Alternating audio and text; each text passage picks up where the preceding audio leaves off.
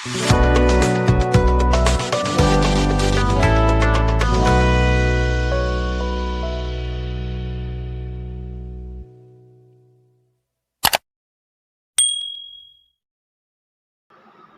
And good afternoon दोस्तों, बहुत बहुत स्वागत आप सभी का मेरे इस यूट्यूब चैनल क्रिक सुबंधु में। तो बात करेंगे आईपीएल 2024 में 2 और मैचेस के बारे में। काफ़ी एक तरह से कहेंगे एक्साइटिंग मैचेस हो रहे हैं और वहीं पे देखो 2 और मैचेस। सबसे पहले तो बात करेंगे मुंबई बनाम राजस्थान की। टेबल टॉपर्स राजस्थान रॉयल्स और सामने थे मुंबई इंडियंस, जो कि फिलहाल अगर आप देखो थोड़ा स्ट्रगल कर रहे हैं आईपीएल 2024 में। आपको पता ही है जिस तरह से टीम का एनवायरनमेंट है, वहाँ पे लग नहीं रहा है कि एक तरह से मुंबई इंडियंस अब वन फैमिली रह गई है।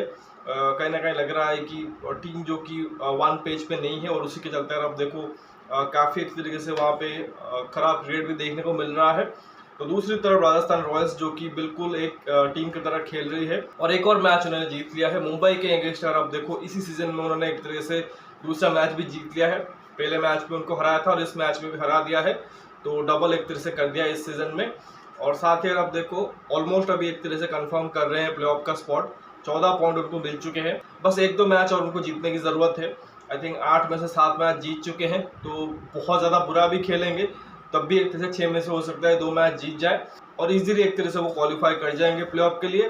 बट आई डोंट थिंक कि प्लेऑफ में क्वालिफाई करना एक तरह से उनका गोल होगा। अब तो वो यही कोशिश करेंगे टॉप 2 फिनिश किया जाए, ताकि जो एक तरह से एक्स्ट्रा फ़ायदा मिलता है टॉप 2 में फिनिश करने का, कि आपको 2 मौके मिलते हैं एक तरह से फाइनल में प्रवेश करने का। सपोज कि आप क्वालीफायर 1 हार जाओ, तब भी एक तरह से आपको क्वालीफायर 2 में मौका मिलता है। तो आई थिंक उस चांस को एक तरह से वो अपने पास रखना चाहेंगे। दूसरी तरफ मुंबई इंडियंस बहुत ज़्यादा टफ हो गया है उनके लिए एक तरीके से कहेंगे।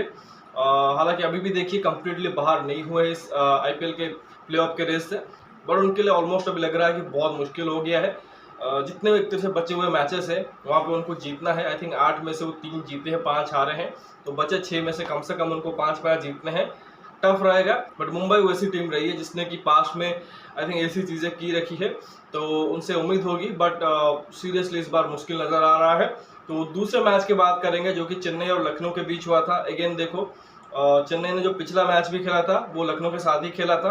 दोनों टीमों का पिछला मैच देखे तो एक दूसरे के साथ ही था, वंस अगेन खेल रहे थे। और इस बार चेन्नई के चेपॉक में मैच था, बट यहाँ पे देखो तो लखनऊ ने एक तरह से उनको सरप्राइज कर दिया है। 210 रन बनाए थे चेन्नई ने, उसके बावजूद रन चेस को एक तरह से लखनऊ ने कंप्लीट किया। मैच के हीरो बने मार्कस स्टोइनिस, जो कि अभी तक आउट ऑफ फॉर्म थे, बट इस मैच में चले। और लगातार हम बात कर रहे थे कि स्टोइनिस को ऊपर भेजो, पुरन को भी ऊपर भेजो, तो स्टोइनिस को उन्होंने ऊपर भेजा। इनफैक्ट पहले ही ओवर में उनकी बैटिंग आ गई रन चेस में, और नतीजा ये रहा कि सिंगल हैंडली उन्होंने एक तरह से लखनऊ को मैच जिता दिया। और एक ऐतिहासिक रन चेस वो भी चेपॉक के ग्राउंड में लखनऊ के लिए उन्होंने कंप्लीट किया। तो दोनों ही मैचेस के बारे में बात करेंगे। सबसे पहले अगर एमआई और आरआर के बारे में बात करें तो पहले मुंबई इंडियंस ने बैटिंग किया था, जयपुर में मैच था। और जब राजस्थान रॉयल्स के अगेंस्ट आप खेलते हो तो उनके पास अच्छी बैटिंग यूनिट है, उनके पास अच्छी बॉलिंग यूनिट है, एक ऑलराउंड टीम है, तो आपको एक बेस्ट परफॉर्मेंस देनी पड़ती है। बट मुंबई इंडियंस की अगर बात करें तो विद द बैट वो फेल रहे। सिर्फ और सिर्फ उन्होंने 179 रन बनाए, जो कि बहुत बड़ा टारगेट था नहीं। और उसके बाद देखो राजस्थान रॉयल्स ने बहुत ही ईजिली उसे रन चेस किया। जीत के जो हीरो रहे वो रहे यशस्वी जायसवाल। फाइनल एक तरह से वो फॉर्म में लौटे। लगातार इससे पहले देखो 7 मैच में फ्लॉप शो जारी था। वो तेज तरार एक तरह से 15-20 तो बना रहे थे, बट बड़ी पारी आ नहीं रही थी। बट फाइनल ईयर अब देखो उनको प्रेशर महसूस हुआ कि अभी वर्ल्ड कप आने वाला है, हो सकता है कि मेरा नाम जो कि वो 11 से नहीं बल्कि 15 से भी एक तरह से हट जाए। तो ऐसे में उन्होंने वो चीज़ फील की और थोड़ा सा कह सकते हैं कि वेटिंग गेम खेला। वो हर बॉल पे मारने नहीं गए, टाइपिकल एक तरह से क्लासिकल बैटिंग की, इंतजार किया खराब गेंद का और अंत में बहुत ही बढ़िया शतक मार के गए हैं। 60 बॉलों में 104 है, नॉट आउट गए हैं, 9 चौके और 7 छक्के मारे हैं, बट मोस्ट इंपोर्टेंटली मैच जिता के गए हैं। इसके अलावा देखो तो जॉस बटलर 25 में 35 करके गए हैं, ये भी अच्छे फॉर्म में है और स्टार्ट भी बढ़िया दिया। और संजू सैमसन जो कैप्टन और विकेट कीपर है, 28 बॉल में 38 करके नॉट आउट गए हैं, 2 चौके और 2 छक्के मारे हैं। और संजू सैमसन में आप देखो जो विकेट कीपर की एक तरीके से अभी रेस है टीम इंडिया के लिए वर्ल्ड कप में, उसमें बने हुए हैं और काफ़ी बढ़िया चांस भी है उनका, क्योंकि काफ़ी सारे ऑप्शन है वहाँ पे। बट संजू सैमसन आप देखो करंटली आई थिंक बहुत अच्छा कर रहे हैं, कंसिस्टेंसी भी दिखा रहे हैं और इम्पैक्ट भी डाल रहे हैं। तो होपफुली एक तरह से वो 15 का हिस्सा होंगे। मुझे तो लगता है कि डेफिनेटली उनके साथ आप ऋषभ पंत को रख सकते हो, या फिर देखना पड़ेगा कि ईशान किशन आने वाले मैचेस में क्या करते हैं। आई थिंक हो सकता है कि अगले कुछ दिनों में टीम आ जाए, तो मोस्ट लाइकली लग रहा है कि ऋषभ पंत के साथ संजू सैमसन ही होंगे, unless and until team management KL Rahul की तरफ प्रेफर करे, क्योंकि बाकी विकेट कीपर्स में देखिए तो ध्रुव जुरैल उतना अपॉर्चुनिटी मिला नहीं है और अभी आई थिंक उनको शायद टीम इंडिया कंसिडर भी नहीं करेगी। जितेश ने अपना कैच खराब कर दिया है, आई थिंक ठीक ठाक से उन्होंने रन नहीं बनाए हैं। और ईशान किशन ने at the top I think देखो 1-2 अच्छी इनिंग्स जरूर खेली है, बट अगेन देखो वो बड़ी पारी नहीं आई है और वैसे भी टीम इंडिया को आई थिंक मिडिल ऑर्डर में विकेट कीपर की जरूरत है। तो ऐसे में संजू सैमसन और Rishabh Pant I think 2 best choices होंगे। फिर जब भी एक तरह से टीम इंडिया की सिलेक्शन होती है उसके बारे में जरूर बात करेंगे, बट यहाँ पर देखो गेंदबाजी मुंबई की कुछ खास रही नहीं। ठीक है 180 का आपके पास एक तरह से टारगेट था डिफेंड करने के लिए, बट आपको बेहतर गेंदबाजी भी करनी चाहिए थी। बट यहाँ पे देखो इकलौता जो विकेट मिला है पीयूष चावला को, 4 में 33 रन दिए हैं, बटलर को आउट किया था। बट उसके अलावा देखो तो हार्दिक ने स्टार्ट किया था, 2 में 21 पड़े हैं। अब क्यों स्टार्ट किया था किसी को पता नहीं, बार बार हम वही चीज कह रहे हैं कि जसप्रीत बुमराह से स्टार्ट कराइए, बट वहाँ पे देखो वो खुद कभी एक तरह से स्टार्ट कर देते हैं, कभी कोटजिया को ले आते हैं, तो बुमराह से एक तरह से स्टार्ट ही नहीं करवाते हैं और जो कि उनको कॉस्ट करता है। हालांकि यहाँ पे देखो बुमराह की पिटाई हुई है, 4 में 37 रन दिए हैं, 10 से भी एक तरह से देखो लेस एक तरह से इकॉनमी है, बट स्टिल हम कह रहे हैं कि बुमराह की पिटाई हुई है, क्योंकि उनके स्टैंडर्ड के हिसाब से आई थिंक 4 ओवर में 20-25 रन ही कंसीडर करते हैं, 37 भी उनके लिए एक तरह से बहुत ज़्यादा है। फाइनल ईयर अब देखो मुंबई इंडियंस ने तुषारा को इंट्रोड्यूस करवाया था, जो कि उनका बेबी मलिंगा है। आई थिंक पतिराना तो चेन्नई में अच्छा ही कर रहे हैं, तो वहाँ पे मुंबई के फैंस चाहते थे कि नुवान तुषारा को आप इंट्रोड्यूस करवाओ, थोड़ा सा उनका जो एक तरीके से मलिंगा टाइप का एक्शन है वो बैट्समैन को एक तरह से परेशान कर सकता है। बट यहाँ पे देखो उनको 3 में 28 पड़े हैं, तो अभी थोड़ा सा उनको टाइम लगेगा आईपीएल के जैसे बड़े स्टेज पे एक तरह से निखरने के लिए। बाकी देखो 2 में 25 कोटची को पड़े हैं और मोहम्मद नबी ने 3 में 30 दिए हैं। तो कोशिश जरूर की मुंबई के गेंदबाजों ने, बट राजस्थान ने एक तरह से बहुत ही इजीली मैच जीत गया है। जहां तक मुंबई की बैटिंग की बात करें तो स्टार कुछ खास नहीं रहा था। रोहित शर्मा 6 रन बना के आउट हुए थे 5 बॉलों में, जबकि ईशान किशन 3 बॉलों में 0 बना के आउट हुए थे। सूर्य कुमार यादव भी फेल रहे, उन्होंने 10 रन बनाए हैं 8 बॉलों में। और शुरुआत से अगर आप देखो राजस्थान के गेंदबाजों ने प्रेशर बिल्ड करना स्टार्ट कर दिया था। ट्रेंट बोल्ट ने अगर आप देखो तो रोहित शर्मा को फंसा के आउट किया। फिर संदीप शर्मा से अगर आप देखो नई बॉल कराई थी, जो कि अक्सर हमने रिसेंट टाइम्स में देखा नहीं है। नॉर्मली अगर आप देखो वो बैकएंड में बॉलिंग करते हैं, बट यहाँ पे संजू सैमसन ने या आरआर की मैनेजमेंट ने आई थिंक अच्छी सोच रखी थी। हल्का सा बॉल जो कि मूव हो रहा था, तो संदीप शर्मा जो कि नई बॉल से भी डालते हैं, उनसे नई बॉल कराई थी और उन्होंने एक तरीके से ईशान और सूर्य कुमार यादव दोनों को ही फंसाया था। तो यहाँ पे देखो तो मुंबई के लिए शुरुआत से एक तरह से बैटिंग कोलैप्स हो गई। फिर अगर आप देखो पारी को संभाला तिलक वर्मा ने और साथ दिया मोहम्मद नबी और निहाल वडेरा ने। तिलक वर्मा 45 बॉल में 65 करके गए हैं। आई थिंक जब भी मुंबई इस तरह के मैचेस में फंस जाती है, तिलक वर्मा एक तरह से खड़े होते हैं। मोहम्मद नबी को ऊपर भेजा था, उन्होंने 23 रन किए 17 बॉलों में। और इस मैच में निहाल वडेरा को भी इंट्रोड्यूस करवाया था, जिन्होंने 49 किए हैं 24 बॉलों में। अब इसमें एक ही चीज़ समझ मुझे नहीं आई कि हार्दिक पांड्या जो कि गुजरात में नंबर 3 कभी नंबर 4 में बैटिंग कर रहे थे, रिस्पॉन्सिबिलिटी ले रहे थे आके, वो मुंबई इंडियंस में आके इतना पीछे क्यों चल रहे हैं कि अपने से ऊपर मोहम्मद नबी और निहाल वडेरा को भेज रहे हैं। आई थिंक ये कॉल मुझे थोड़ा सा फ्रस्ट्रेटिंग लगा कि हार्दिक पांड्या को रिस्पॉन्सिबिलिटी लेनी चाहिए। जब एक तरीके से फैंस आपसे निराश है, एक तरीके से आपको बू कर रहे हैं, आपकी रिस्पॉन्सिबिलिटी है आप आके आपके परफॉर्मेंस के थ्रू एक तरह से उनको चुप कराओ और अपने जो टीम है, अपने जो टीममेट्स है, उनका एक तरीके से भरोसा जीतो। और यहाँ पे देखो हार्दिक फेल रहे, आई थिंक उनको आना चाहिए था, बट उन्होंने अपने से ऊपर नाबी निहाल वडेरा उनको भेज दिया। चलो ठीक है, उन लोगों ने अच्छी पार्टनरशिप कर दी, तो आपको आके अच्छी फिनिश करनी चाहिए थी, बट उन्होंने क्या किया है, 10 में 10 किए हैं, सिर्फ एक चौका मारा है। जितना एक तरह से फ्रस्ट्रेटिंग मुंबई इंडियंस के फैंस फील कर रहे होंगे, उतना ही आई थिंक टीम इंडिया के फैंस फील कर रहे होंगे, क्योंकि ये टीम इंडिया के वाइस कप्तान है T20 वर्ल्ड कप के लिए। अब इनको तो लेके ही जाना पड़ेगा, क्योंकि रेयर कमोडिटी है, जो कि ऑलराउंडर है, फास्ट बॉलिंग डालते हैं, मतलब मीडियम पेस पे और मिडल ऑर्डर में बैटिंग करते हैं।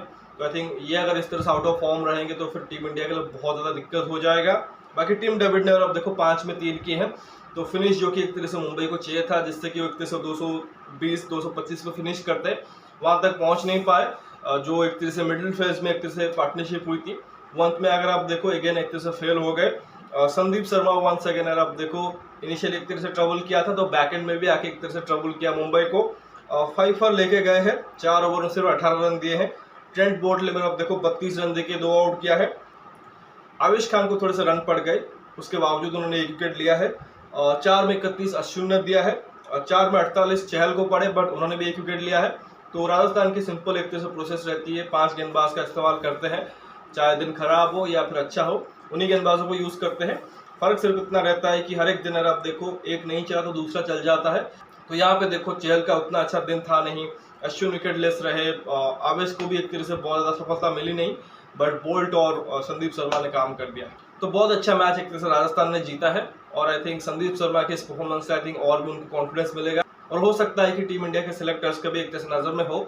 और आई थिंक एक उनको देखना पड़ेगा कि मोहित शर्मा या संदीप शर्मा ऐसे गेंदबाज जो कि पर्टिकुलरली उस डेथ ओवर्स में एक तरह से कारगर सिद्ध होंगे, क्योंकि बुमराह से आप चाहोगे कि नई बॉल से थोड़ी सी गेंदबाजी करे, बीच में आप एक आधा ओवर कराओ और डेथ में आप उनके 2 ओवर रखो, बट उनके साथ साथ भी एक ऐसा गेंदबाज चाहिए जो कि डेथ ओवर्स में अच्छे खासे स्लोअर वन कटर्स का इस्तेमाल करे, यॉर्कर का इस्तेमाल करे। फिलहाल अभी तो बहुत सारे ऑप्शन दिख नहीं रहे हैं, आई थिंक जितने भी है उनमें अगर आप देखो Sandeep Sharma one of the finest हैं, तो देखते हैं कि टीम इंडिया क्या उनको कंसिडर करती है कि नहीं। बाकी एक और मैच के बारे में बात करेंगे, चेन्नई और लखनऊ के बारे में। तो चेन्नई अंडर प्रेशर आई थी क्योंकि लखनऊ ने उनको अपने घर पे एक आना पे हरा दिया था, तो यहाँ पे चेन्नई के लिए ज़रूरी था कि चेपॉक में एक तरह से वो लखनऊ को हराए और लगातार 2 मैच ना हारे, क्योंकि इससे एक तरह से प्रेशर पे खुद आ जाते और रिजल्ट भी वही हुआ कि वो मैच हारे और 4th प्लेस से एक तरह से 5th प्लेस हो गए, यानी कि जब टॉप 4 में एक तरह से चल रहे थे वहाँ से खिसक के वो 5वें पायदान पे आ गए हैं।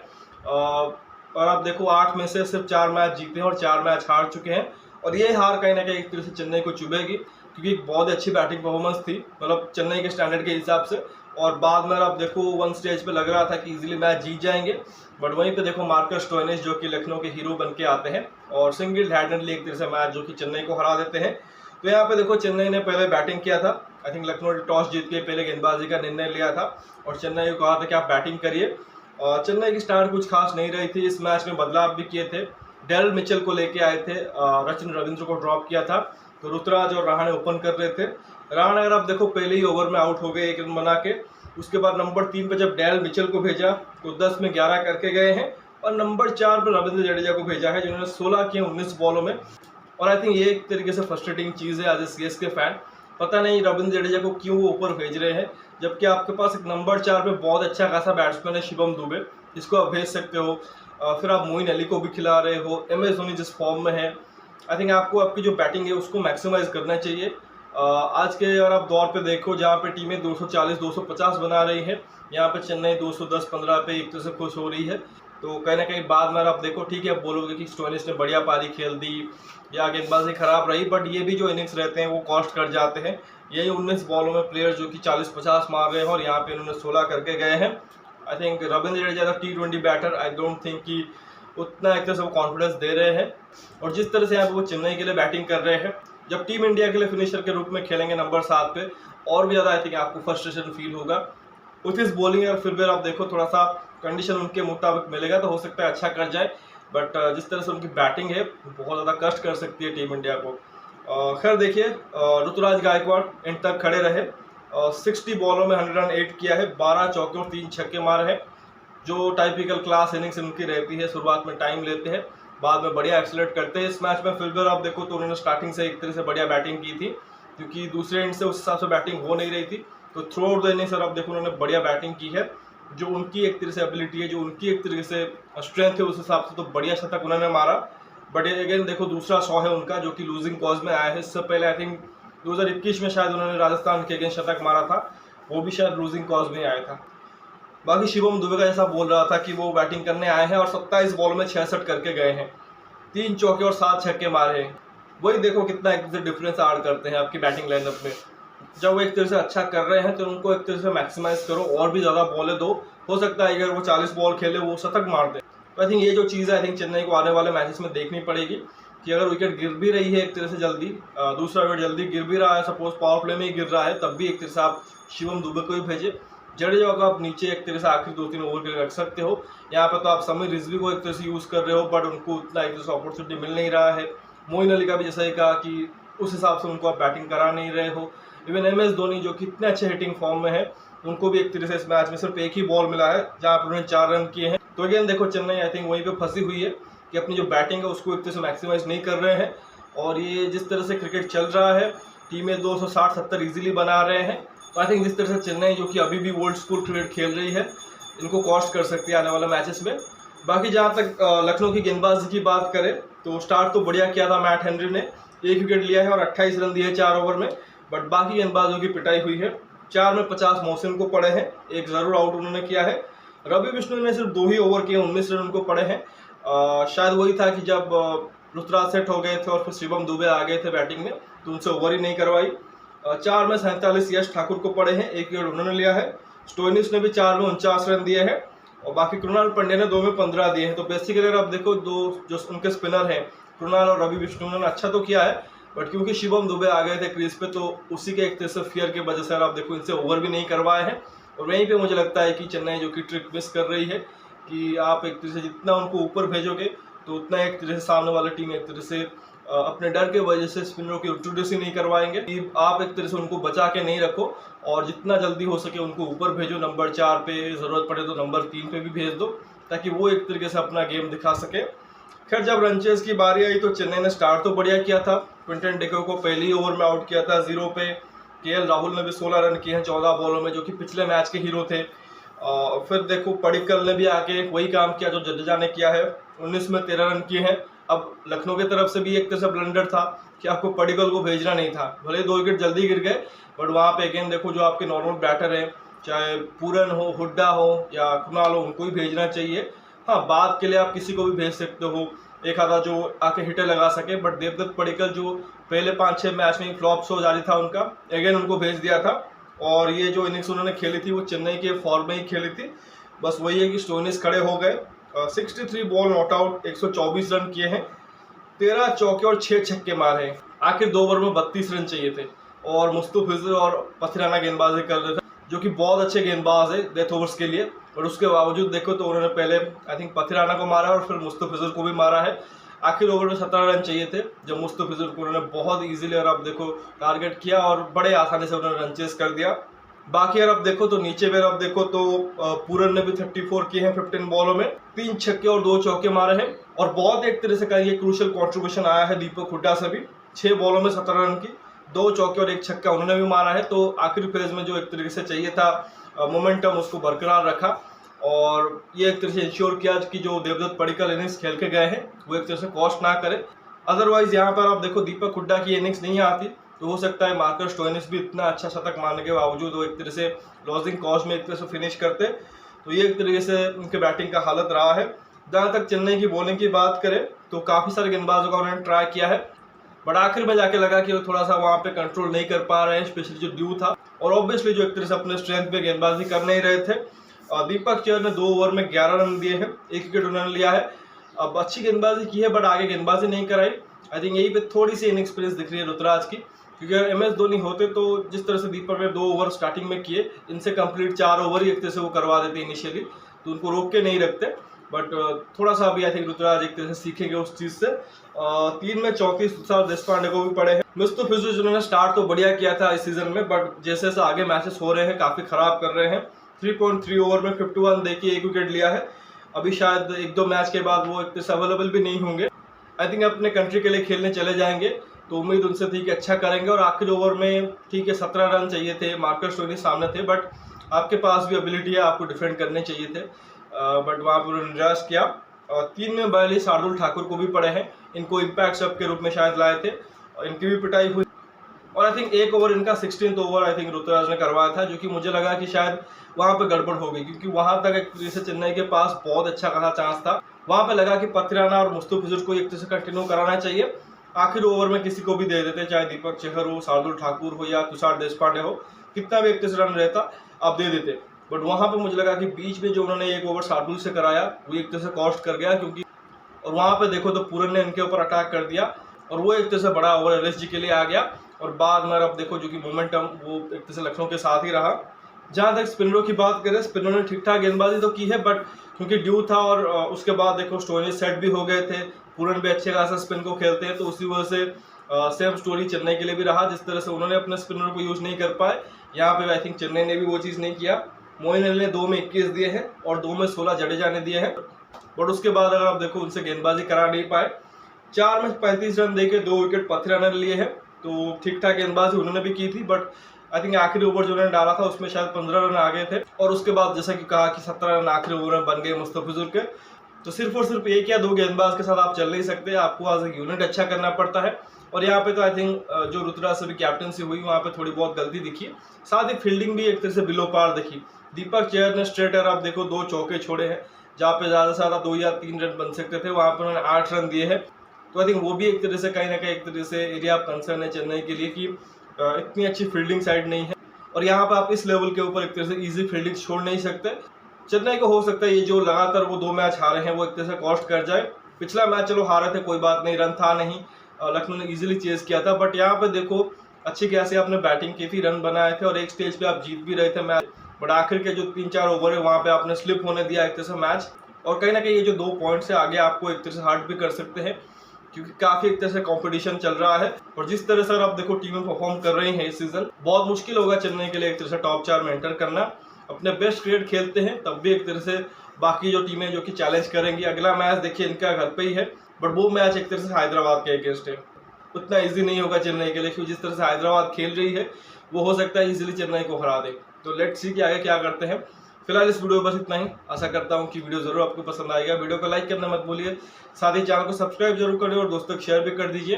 कमेंट सेक्शन में अपना राय रख सकते हो, आपको क्या लगा कि इस हार की वजह क्या रही चेन्नई के लिए, या मुंबई इंडियंस और क्या बेहतर कर सकते हैं उसके बारे में ज़रूर बताइए।